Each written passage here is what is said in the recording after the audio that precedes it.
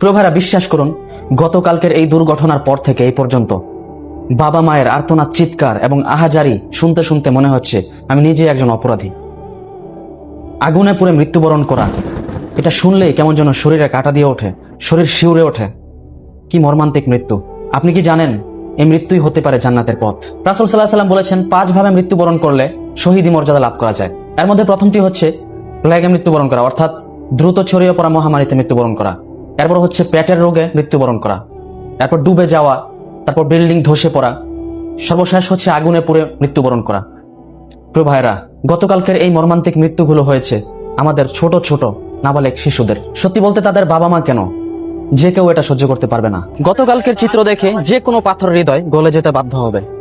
মহান আল্লাহ তাআলা আমাদের দেশকে, আমাদের দেশের মানুষের উপর অনেক বড় বড় পরীক্ষা নিচ্ছেন। আমরা যেন সেই পরীক্ষায় উত্তীর্ণ হতে পারি, মহান আল্লাহ তাআলা সন্তুষ্টি যেন অর্জন করতে পারি।